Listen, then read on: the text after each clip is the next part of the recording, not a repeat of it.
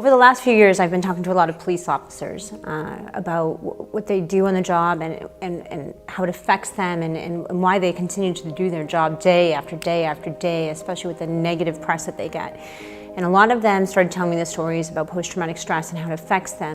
I was a guy that was always going, always running and gunning, enjoyed my job, loved it.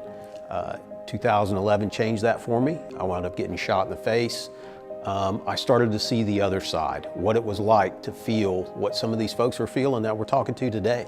I had mentally prepared for myself to be shot going through a door. I knew about that. We were part of the Marshal Service. During that year, we had more U.S. Marshals killed than any other year in history. And we would get email notification every week of an officer, of one of our Marshals Task Force guys around the country being shot, being killed, multiple times. So we knew about this. I was totally prepared for it. I was not prepared to stand over my partner in the ER, hold his hand, have his personal belongings handed to me by a nurse, and take what I thought could be his last words.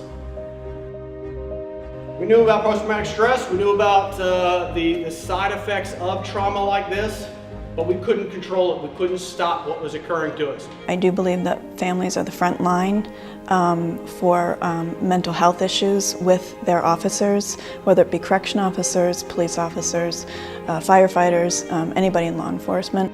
There are people out there, our brothers and sisters in blue need help, and we want to help them. We have to also consider the families. The families are one of the biggest things that's important to me, because simply when I went through what I went through, my family was there for me, but the resources weren't there for them. So I see a chance in Blue Help to come forward, bring those sources to light, bring the issues to light, and bring assistance to whoever needs it. I would like to see my husband honored and remembered for the way that he lived, not just the way that he died. And I would like to break the stigma and stop suicide. He became more depressed and he killed himself in his home. That shouldn't have happened. And that's why we're here. We want to stop this from happening again. We want to change people's perceptions and people's attitudes about suicide. And we want to change it so that when you ask for help, you get it. You don't get mocked. You don't get let go. You don't get sent home with pay. You get the help you need and you get back to the job. Stigma associated with mental health and suicide, and the only way we can try to reduce the numbers of officers we lose from suicide or reduce these mental health injuries is to start talking about it. I would also like to see mental health become a priority with all police departments so this never happens to another family.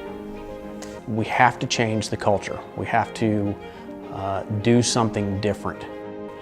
And I also want to change things for all of these families that I've spent time with over the last 2 years who's just, their hearts are broken, their souls are broken, and I want to help put them back together, you know, and I don't know, it's just something I feel really strongly about. So it's very difficult when people ask me why you're doing this, because it's just the right thing to do.